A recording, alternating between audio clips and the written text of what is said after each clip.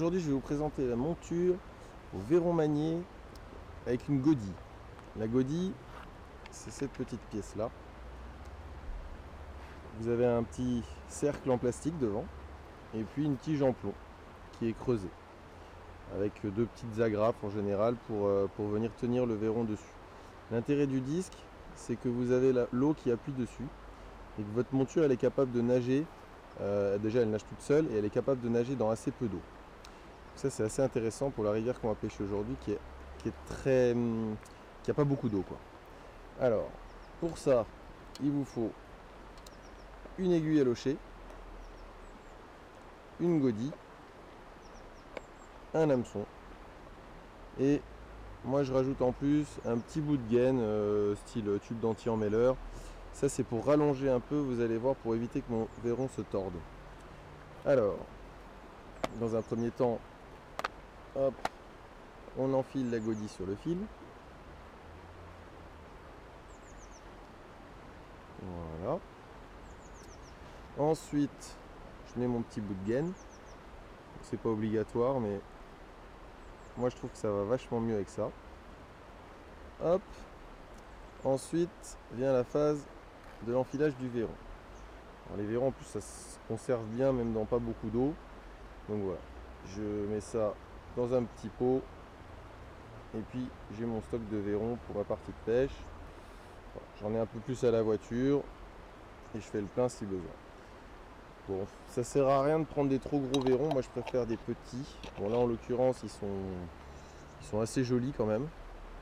Un peu gros mais bon, on fait avec ce qu'on a. Vous tuez votre verron. Voilà. Vous mettez le fil dans votre aiguille à locher. Hop. Vous allez introduire l'aiguille à locher dans la gueule du verron. On va ressortir au niveau de l'anus, comme ceci. Je enfile tout le fil. Hop. Et je vais venir nouer mon hameçon derrière. Alors moi je fais le nœud palomar. Le nœud palomar c'est le nœud le plus costaud. Il va très bien. Hop, on réalise une petite boucle qu'on passe dans l'hameçon. On fait un nœud avec cette boucle. Un simple nœud quoi. J'y vois rien. Hop. Voilà.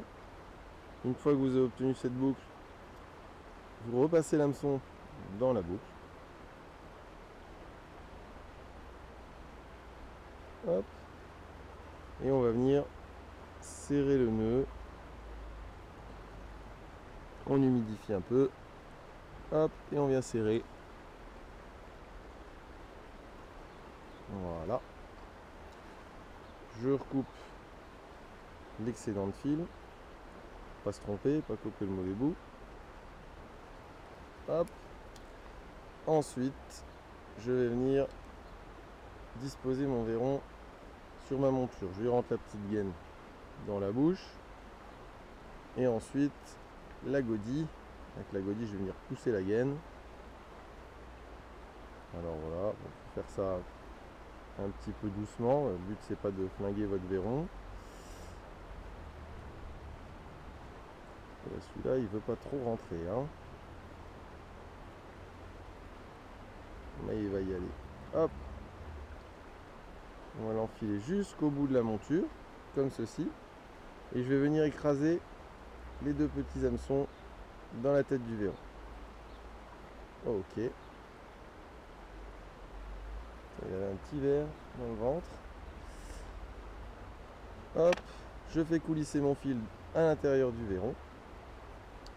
Et je vais venir glisser la hampe de l'hameçon dans l'anus du verron. Voilà. Hop, je tends le fil et je suis nickel. Donc vous voyez, quand je tends le fil, ça vient pas plier le verron. Ça c'est lié au fait que j'ai mis la petite gaine. Si j'avais pas mis la petite gaine, il y aurait moins de distance entre l'hameçon et le début de la godille. Et du coup, le verron aurait tendance à se plier. Alors il y en a qui mettent un petit bout de cure-dent devant pour bloquer le fil, pour éviter que ça coulisse.